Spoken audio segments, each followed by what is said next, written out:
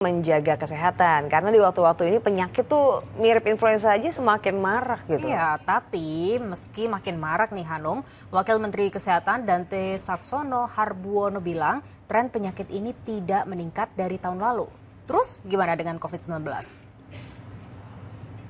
Ini naik nih, nggak benar. Karena dibandingkan dengan tahun yang lalu, ternyata trennya segitu-segitu aja.